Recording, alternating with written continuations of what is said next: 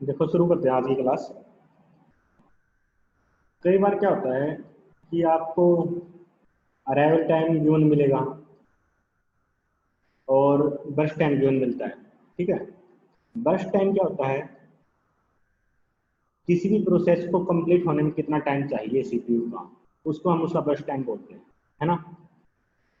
और कोई प्रोसेस है, जरूरी तो नहीं उसको कि हमेशा उसको सीपीयू टाइम चाहिए, उसको कुछ इनपुट आउटपुट भी करना पड़ सकता है ना। जैसे मैंने आपको, अगर आपको याद हो, एक सेकंड,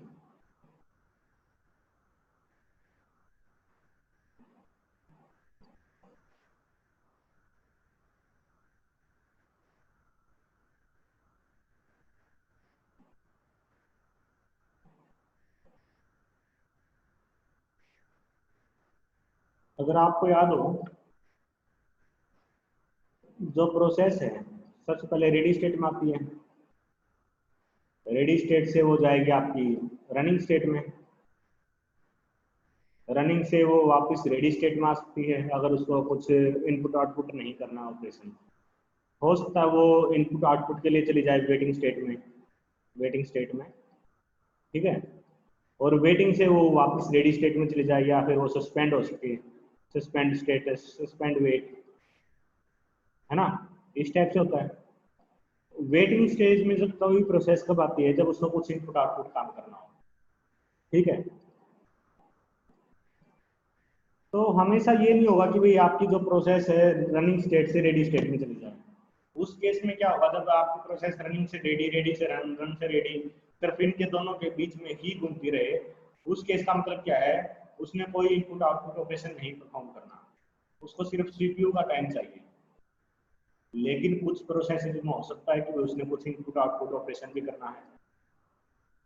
तो जो टोटल एग्जीक्यूशन टाइम होगा किसी भी प्रोसेस का, वो होता है आपका सीपीयू टाइम, सीपीयू का टाइम, टोटल एग्जीक्यूशन टाइम है जो, वो है CPU time plus input output में जो उसने टाइम स्पेंड किया वो, ये दोनों मिलके आपका टोटल एग्जीक्यूशन का टाइम काउंट करते हैं, ठीक है। अब यहाँ पर अपना सीपीयू टाइम दे रखा है और इनपुट आउटपुट फिर सीपीयू, मतलब ये टोटल अपना एग्जीक्यूशन का टाइम है। देखो पहले सीपीयू टाइम है, फिर इनपुट आउटपुट है, फिर सीपीयू है। इसका मतलब क्या है, रेडी स्टेट से पहले प्रोसेस गई रनिंग स्टेट में, मतलब सीपीयू टाइम आ गया, और उसके बाद वो इनपुट आउटपुट के लिए वेट स्टेट में आई, उसके बाद वो वापस सीपीयू के पास गई है, ठीक है। इस टाइप से दिखा रखा है इन्होंने रेडी स्टेट में जाके।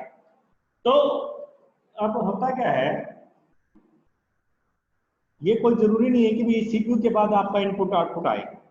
हो सकता है कि कोई प्रोसेस पहले इनपुट आउटपुट करे फिर सीपीयू टाइम डिमांड करे, है ना। तो ऐसा कोई जरूरी नहीं है कि पहले सीपीयू टाइम हो फिर इनपुट आउटपुट हो, ये आगे पीछे भी हो सकता है। तो रनिंग स्टेट में, रनिंग स्टेट में क्या है, सीपीयू डील करता है, एग्जीक्यूट करता है प्रोसेस को। रनिंग स्टेट में एट ए टाइम एक ही प्रोसेस हो सकती है ना। और इनपुट आउटपुट अगर कोई ऑपरेशन परफॉर्म करना है, वो कहाँ होता है आपका, वेट स्टेट में। वेट स्टेट में more than one process at A time हो सकती है आपकी। ये बात सबको पता है, यस नो?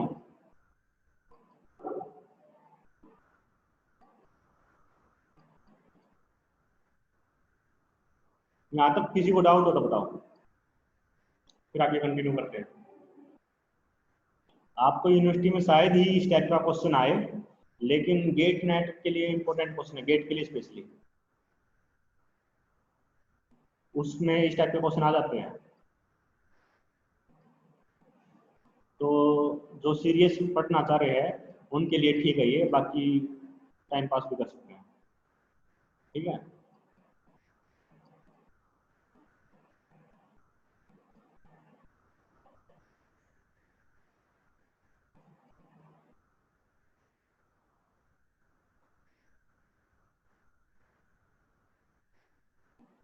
अब देखो,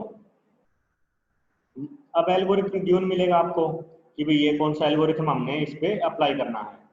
मान लेते हैं मैं एल्गोरिथम अप्लाई कर रहा हूँ इस पे SRTF। SRTF क्या है, shortest remaining time first. Shortest जो फर्स्ट था जो आपका SJF था जो शॉर्टेस्ट जो फर्स्ट, वो आपका क्या था, नॉन प्रीएम्प्टिव। उसका प्रीएम्प्टिव वर्जन को क्या कहते हैं हम, शॉर्टेस्ट रिमेनिंग टाइम फर्स्ट, ठीक है।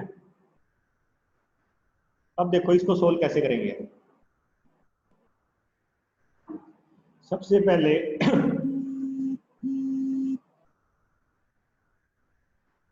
जब टाइम 0 था आपके पास कौन सी प्रोसेस आई, P1। अराइवल टाइम देखो, जब टाइम 0 है आपके पास एक ही प्रोसेस आई है P1,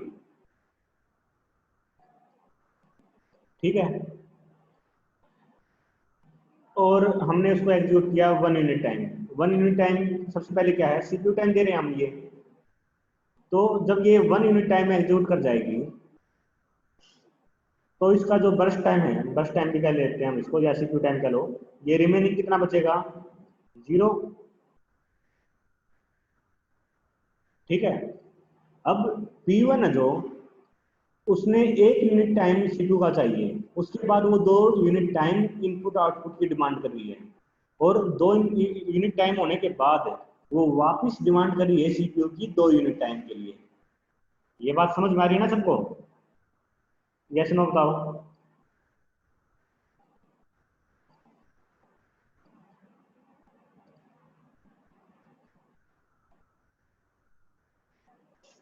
पहले उसने सीपीयू टाइम चाहिए, फिर उसको इतना यूनिट टाइम इनपुट आउटपुट चाहिए, फिर दोबारा सीपीयू टाइम चाहिए, इसी ऑर्डर में, जिस ऑर्डर में लिखा हुआ है, पहले सीपीयू टाइम, फिर उसके बाद इनपुट आउटपुट, और फिर सीपीयू, इसी ऑर्डर में टाइम की डिमांड करेगी वो। ठीक है। अब जो अपना P1 है, P1 को हमने एग्जीक्यूट किया 1 यूनिट टाइम। अब P1 का पहला जो सीपीयू का टाइम था वो कंप्लीट हो चुका है, अब उसने इनपुट आउटपुट ऑपरेशन परफॉर्म करना है। अब इनपुट आउटपुट तो क्या है, वो पैरेलल भी कर सकती है, कोई और प्रोसेस आपकी सीपीयू के पास होगी तो वो फिर भी आपका इनपुट आउटपुट का काम पैरेलल कर सकती है, क्योंकि सीपीयू में एट ए टाइम एक प्रोसेस चाहिए, इनपुट आउटपुट तो मल्टीपल प्रोसेसेस कर सकती है साइड बाय साइड, है ना। तो अब देखो, 1 पे अराइवल, हेलो,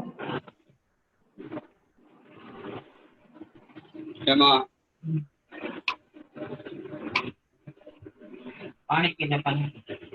ये अगर किसी ने कुछ पूछना नहीं है तो डिस्टर्बेंस क्रिएट होती है। हाँ।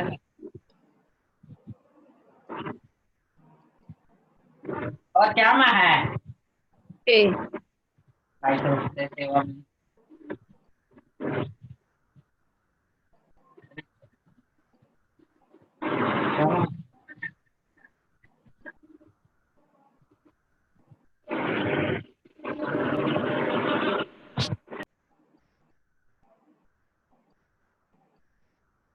देखो, अब जो P1 है ये 1 यूनिट टाइम के लिए एग्जीक्यूट हो चुकी है। ठीक है। अब 1 पे देखो कौन सी प्रोसेस आई, P2। P2 को सीपीयू टाइम चाहिए आपका 2 यूनिट। याद रखना है शॉर्टेस्ट रिमेनिंग टाइम फर्स्ट है, हमने जो छोटी प्रोसेस होगी वो एग्जीक्यूट करानी है। अब मैं इसको एग्जीक्यूट कराता हूँ 2 यूनिट के लिए, सॉरी 1 यूनिट टाइम के लिए, तो इसका रिमेनिंग टाइम कितना बचा, 1। और पैरेलल में क्या करूंगा मैं, जो इनपुट आउटपुट चाहिए P1 को ये भी कंप्लीट कर दूंगा 1। यहाँ पर इनपुट आउटपुट किसने करना है, P1 ने, एक इसका कंप्लीट हो चुका है।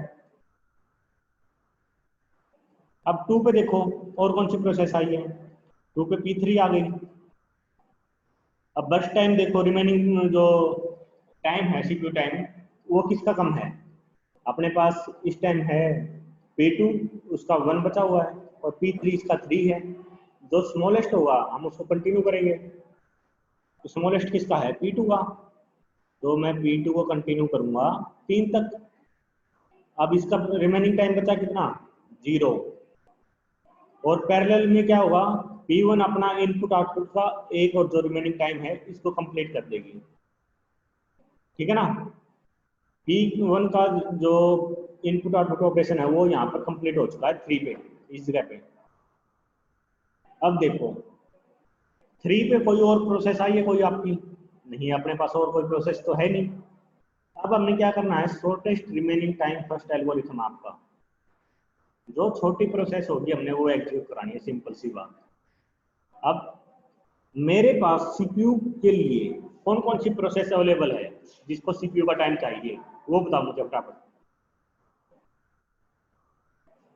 सीपीयू का टाइम टाइम 3 पे किस किस को चाहिए,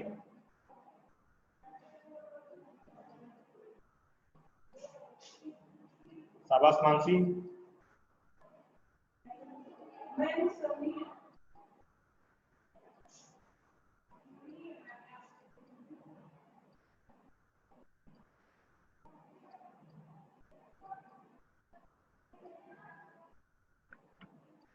देखो P1 है, पहले उसको CPU टाइम चाहिए था, उसके बाद जो भी टाइम है CPU वो एग्जीक्यूट कराने के बाद उसको इनपुट आउटपुट टाइम चाहिए, और उसके बाद दोबारा उसको CPU टाइम चाहिए। ठीक है, अब जब टाइम 3 हो चुका आपका इस पॉइंट पे, हो क्या रहा है, P1 का इनपुट आउटपुट टाइम कंप्लीट हो चुका है, वो भी रेडी है CPU के टाइम के डिमांड के लिए। और P2 है, P2 ने अपना इनपुट आउटपुट करना है अभी, P2 अभी कंप्लीट नहीं हुई है इनपुट आउटपुट के लिए। और P3 है जो उसको भी अपना एग्जीक्यूशन करना है। ठीक है, मिनिमम देखो, अब आपके पास दो प्रोसेस है जो CPU की डिमांड कर रही है, एक तो P1 इसको 2 यूनिट टाइम चाहिए, और P3 इसको 3 यूनिट टाइम चाहिए।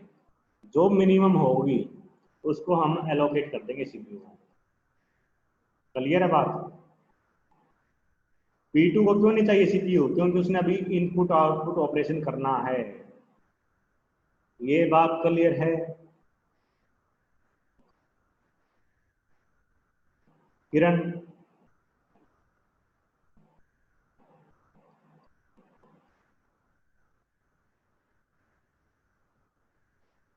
चलो देखो आगे। अब मिनिमम CPU टाइम किसका है? P1 का। तो मैं P1 को एलोकेट कर दूंगा CPU। इसको एग्जीक्यूट कराया मैंने 1 यूनिट टाइम के लिए। ठीक है, अब 1 यूनिट टाइम एग्जीक्यूट कराने के बाद मैं दोबारा चेक करूंगा कि भाई अब रिमेनिंग जो टाइम है वो किसका कम है। अब ये जो टाइम है ये 1 हो चुका है, क्योंकि मैंने 1 यूनिट टाइम ये एग्जीक्यूट करा दिया। और P2 पैरेलल क्या करेगी? अपना इनपुट आउटपुट ऑपरेशन परफॉर्म करेगी।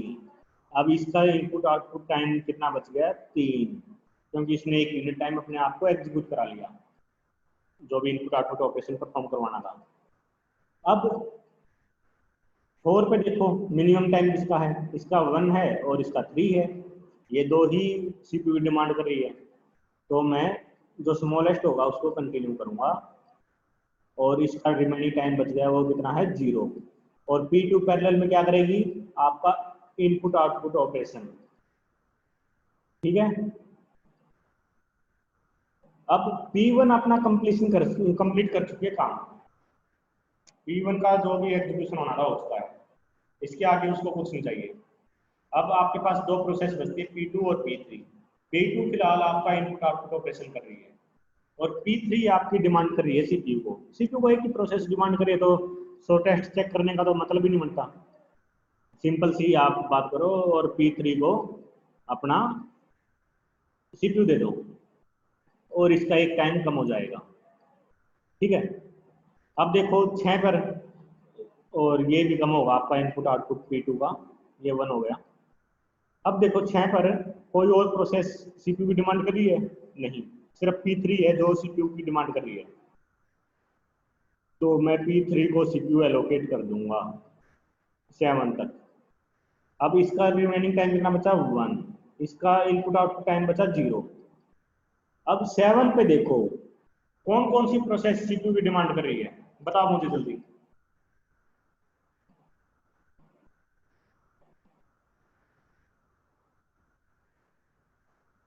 शाबाश।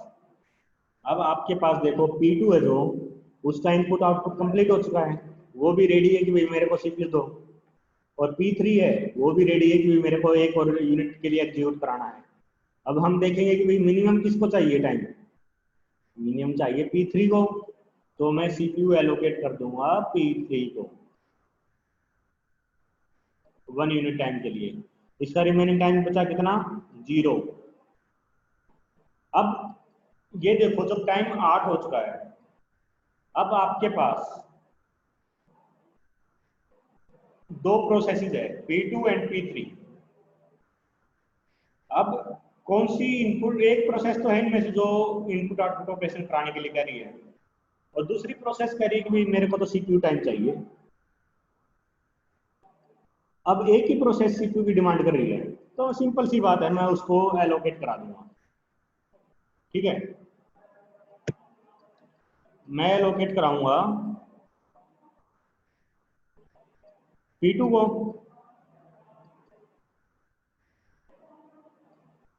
कितने टाइम के लिए?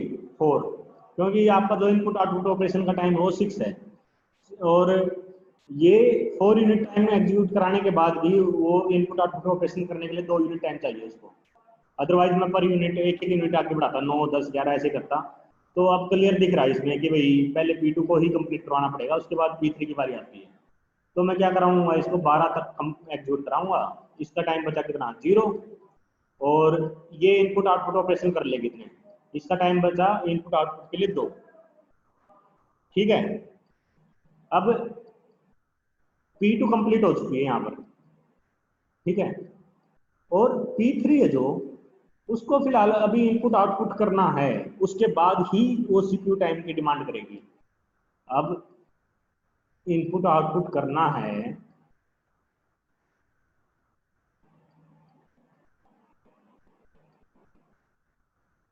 पहले मैं पूरा क्वेश्चन कर लूं किरण, फिर आऊंगा इस बात पे। अब देखो P2 है जो, excuse me sir, excuse me sir, excuse me sir.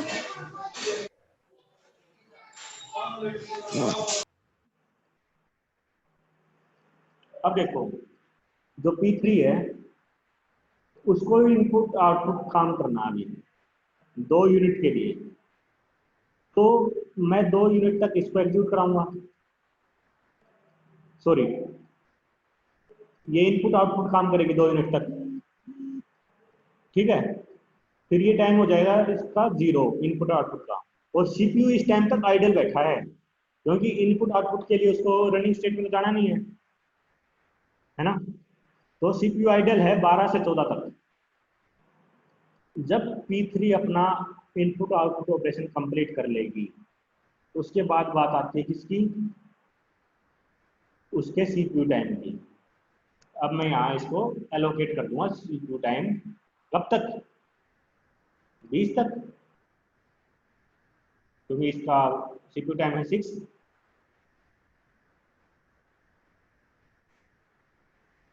तो अब ये प्रोसेस P3 है जो कंप्लीट हो जाएगी। पहले तो मुझे ये बताओ कि इसमें किसी को डाउट?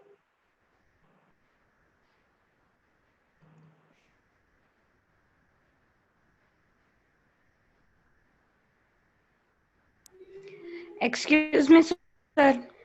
हाँ सिमरन। सर सीपीयू टाइम और इनपुट आउटपुट एक साथ एग्जीक्यूट हो सकते हैं किसी भी एक प्रोसेस के? हाँ ये तो जवाब दे रखा है, एक प्रोसेस के। हाँ सर। एक प्रोसेस के तो नहीं होंगे, क्योंकि या तो वो सीपीयू टाइम वो मतलब कोई एग्जीक्यूशन परफॉर्म करेगी अपना, या इनपुट आउटपुट करेगी। पैरेलल में एक ही साथ थोड़ी होंगे वो। मतलब एक टाइम पे एक ही काम करेगी वो? एक टाइम पे एक ही जगह होगी वो प्रोसेस। Okay sir. इसमें किसी को डाउट हो तो बताओ।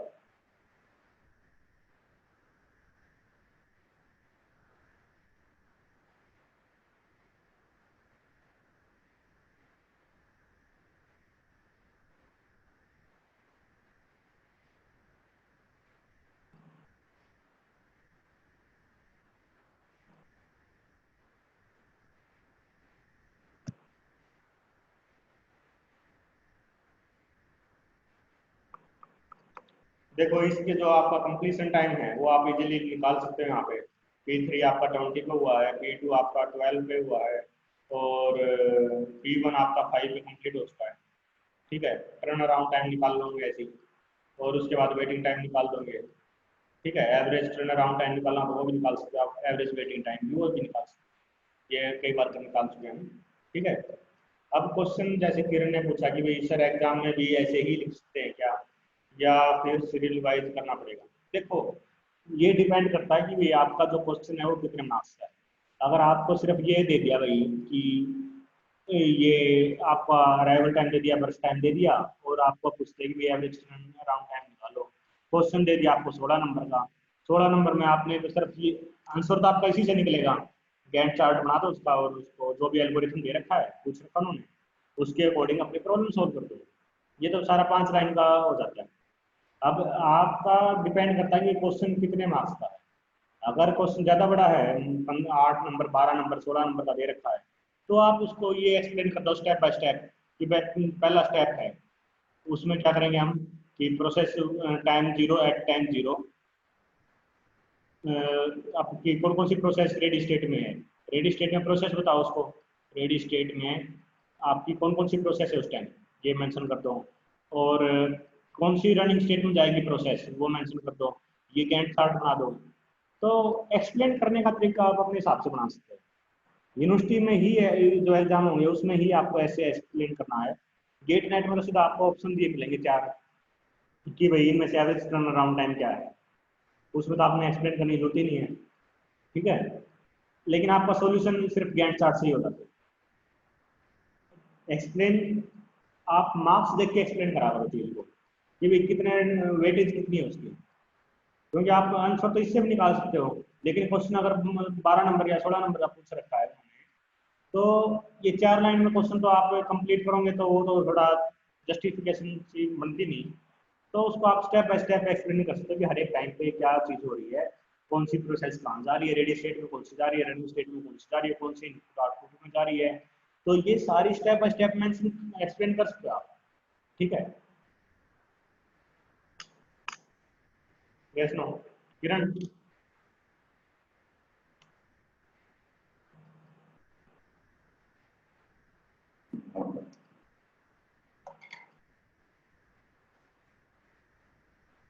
देखो जिसको ये एल्गोरिथम समझ में नहीं आते उसके लिए तो है बड़ी चीज ये, लेकिन जिसको समझ में आ गए, याद करने की कुछ जरूरत नहीं है इसमें, कुछ रट्टा नहीं मारना, बिल्कुल सिंपल है, चीज को समझो बस, ठीक है। अगर कई बार होता है कि भाई क्वेश्चन में आपको अराइवल टाइम गिवन नहीं मिलता, आपको बर्स्ट टाइम दे देंगे सीधा और एल्गोरिथम बता देंगे भी ये एल्गोरिथम आपने अप्लाई करना है और बर्स्ट टाइम आपका ये है। तो ऐसे केस में क्या करो, अराइवल टाइम 0 ले लो आप सभी प्रोसेस का, एल्गोरिथम कोई सा भी हो, फर्स्ट कम फर्स्ट सर्व है, शॉर्टेस्ट जॉब फर्स्ट है, शॉर्टेस्ट रिमेनिंग टाइम फर्स्ट है, या फिर राउंड रोबिन है, कोई सा भी हो, तो अराइवल टाइम 0 ले लो सबका, अगर अराइवल टाइम मेंशन नहीं कर रखा, और फिर प्रॉब्लम को सोल्व कर दो, ठीक है। इस टाइप की सिचुएशन जनरली नेट गेट में बनती है, और उस टाइम बच्चा कंफ्यूज हो जाता है कि भाई अराइवल टाइम दे नहीं रखा, मैं करूँ कैसे। अराइवल टाइम 0 ले लो, सीधी सी बात है। क्लियर है सबको।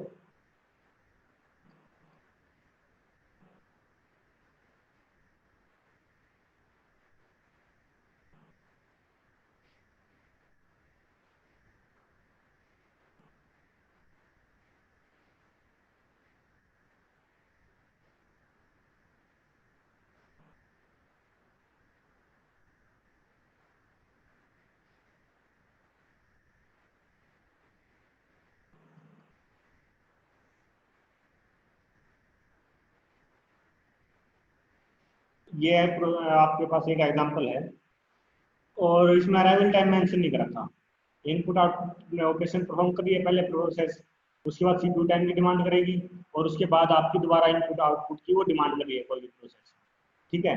और ये आपको गिवन दे रखा है 4 8 12 मान लेते हैं, और ये दे दिया आपको, सपोज करो ये, और ये दे दिया, ठीक है। अराइवल टाइम मेंशन नहीं कर रखा, तो अराइवल टाइम क्या ले लो, 0 0, ठीक है। अब मैं कहता हूँ कि भाई इसको शॉर्टेस्ट रिमेनिंग टाइम फर्स्ट से करो, ठीक। एल्गोरिथम कोई सा भी हो सकता है, राउंड रॉबिन लगा दिया या फर्स्ट कम फर्स्ट सर्व लगा दिया, कुछ भी हो सकता है। अब इसको कैसे सोल्व करोगे, सबसे पहले गैंट चार्ट बनाओ। अब देखो सारी की सारी प्रोसेस टाइम 0 पे आ गई, ये भी ये भी ये भी, सबसे पहले किसको डील करेंगे बताओ।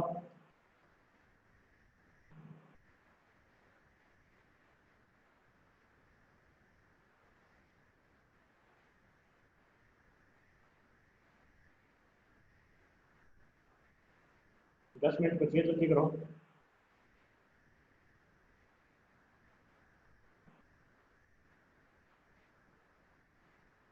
शाबाश किरण, बहुत बढ़िया, बहुत बढ़िया, शाबाश। देखो, जब टाइम 0 था, सारी प्रोसेस आ गई और सभी को इनपुट आउटपुट ऑपरेशन करना है। ठीक है, अब इनपुट आउटपुट ऑपरेशन करना है तो हमने सीपीयू तो एलोकेट करना ही नहीं, सीपीयू तो आइडियल बैठेगा जब तक इनपुट आउटपुट कंप्लीट नहीं हो जाता। ठीक है, और इनपुट आउटपुट तो मल्टीपल प्रोसेसेस एक साथ कर सकती है आपकी। मैं P1 P2 P3 तीनों को एक साथ इनपुट आउटपुट के लिए लगा दूंगा।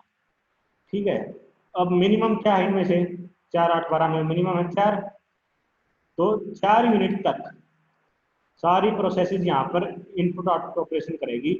और इसके बाद जो रिमेनिंग टाइम बचेगा, इसका तो इनपुट आउटपुट कंप्लीट हो गया, इसका 4 बचा है, इसका 8 बचा है। ठीक है, अब सिर्फ एक ही प्रोसेस है जो आपकी सीपीयू की डिमांड कर रही है, बाकी प्रोसेसेस ने तो अभी भी आपका इनपुट आउटपुट ऑपरेशन परफॉर्म करना है ना। तो मैं क्या करूंगा, जिसको डिमांड है सीपीयू की उसको तो सीपीयू एलोकेट कर दूंगा और बाकियों का इनपुट आउटपुट पैरेलल में चलता रहेगा। सीपीयू टाइम किसको चाहिए, P1 को, तो मैं इसको एलोकेट कर दूंगा P1। मान लेते हैं कि भाई इसमें देखो P2 है जो मिनिमम जिसको अभी इनपुट आउटपुट ऑपरेशन परफॉर्म करना है 4 यूनिट के लिए, तो मिनिमम 4 है आपका इनपुट आउटपुट का टाइम। तो मैं कम से कम 4 यूनिट तक तो सीपीयू को कंटिन्यू कर सकता हूँ P1 पे, क्योंकि उसके बाद ही देखूंगा भाई कि मैं कोई और छोटी प्रोसेस आई है या नहीं आई है ना। अब इसका टाइम बच गया कितना, 10, और इसका जो इनपुट आउटपुट ऑपरेशन का टाइम है वो कंप्लीट हो गया 0, इसका बचा है 4। ठीक है, अब देखो, अब जब टाइम 8 हो चुका है, दो प्रोसेस है जो सीपीयू के लिए लाइन में खड़ी है। कौन कौन सी, P1 एंड P2। P1 को कितना टाइम चाहिए, 10, P2 को कितना चाहिए, 28, और P3 है उसको तो अभी इनपुट आउटपुट ऑपरेशन परफॉर्म करना है। ठीक है, तो जो मिनिमम टाइम चाहिए जिसको सीपीयू का, उसको हम एलोकेट कर देंगे। अब देखो P3 है, इसमें 4 यूनिट के लिए इनपुट आउटपुट टाइम चाहिए, सॉरी इनपुट और आउटपुट ऑपरेशन करना है, तो मैं मिनिमम 4 के लिए तो इसको मैं एग्जीक्यूट करूंगा ही करूंगा। ठीक है, जो रिमेनिंग बचेगा इसका कितना, 6, मैं P1 को कंटिन्यू करता हूँ 4 के लिए, और ये हो गया आपका टाइम 12, और यहाँ पर P3 ने अपना इनपुट आउटपुट कंटिन्यू रखा और इसका टाइम बच गया 0 इनपुट आउटपुट। अब देखो, आप आपकी 3 प्रोसेसेस लाइन में खड़ी है, P1 P2 P3, तीनों ने आपने ऑपरेशन परफॉर्म करना है, सीपीयू टाइम का एग्जीक्यूशन करवाना है। मिनिमम किसका है, P1 का, P1 को कंटिन्यू करो, कब तक, 18 तक। अब इसका टाइम कंप्लीट हो चुका है, अब किसकी बारी है, जो मिनिमम देखो इन दोनों में कौन है, P2, इसको 28 तक इसको कंटिन्यू कर दो 46 तक, और इसका टाइम बच गया कितना, 0, P2 कंप्लीट हो चुकी है। अब देखो, जब मैंने P2 पे आया हूँ, 18 के बाद P2 पे आया हूँ, तो जो P1 है ये अपना इनपुट आउटपुट कंटिन्यू कर देगी, मतलब P1 का जो इनपुट आउटपुट ऑपरेशन है वो 20 पे कंप्लीट हो चुका है ना। और 46 पे P2 ने अपना सीपीयू टाइम कंप्लीट कर दिया, एग्जीक्यूशन करवा लिया। अब मैं जो रिमेनिंग प्रोसेस है P3 उसको मैं सीपीयू टाइम दूंगा, और पैरेलल में क्या करेगी, P2 अपना इनपुट आउटपुट कंप्लीट कर लेगी। अब P3 है, P3 कब तक चलेगा, 46 प्लस 42, ये हो गया आपका 88, और पैरेलल में इसने अपना काम कर लिया कंप्लीट। हम कहाँ तक, 50 पे P2 कंप्लीट हो चुकी है। और अब P3 का जो रिमेनिंग टाइम वो 0 है, एग्जीक्यूशन टाइम। अब P3 ने करना है अपना इनपुट आउटपुट ऑपरेशन कंप्लीट, तो कहाँ तक, 94 तक, क्योंकि 6 यूनिट टाइम है जो उसने अपना इनपुट आउटपुट कंप्लीट करना है। ये सीपीयू यहाँ आइडल बैठा है, P3 कंप्लीट हुई आपकी 94 पे। ये बात सबको समझ में आई है।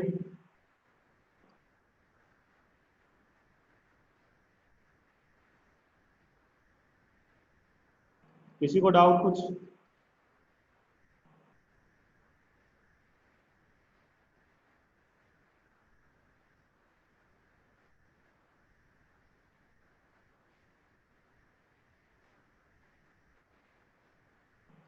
अब आपके पास कंप्लीशन टाइम आ चुका है। कंप्लीशन टाइम क्या है? इसका 20 है, इसका 50 है और इसका 94 है। तो कंप्लीशन टाइम से आप टर्न अराउंड टाइम निकाल लोगे, टर्न अराउंड टाइम, और फिर आप वेटिंग टाइम निकाल लोगे, फिर आप एवरेज टर्न अराउंड टाइम भी निकाल सकते हो, और ऐसे ही आप एवरेज वेटिंग टाइम भी निकाल सकते हो। ये हमने कई बार कर लिया, तो इसमें कुछ मेरे ख्याल से डाउट नहीं होगा किसी को।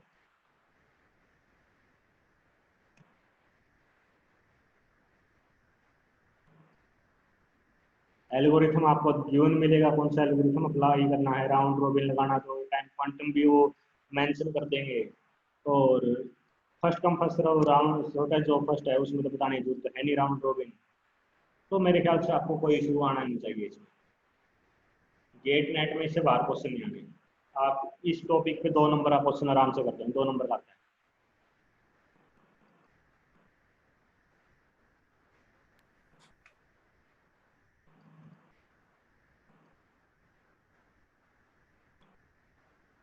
सबको क्लियर है?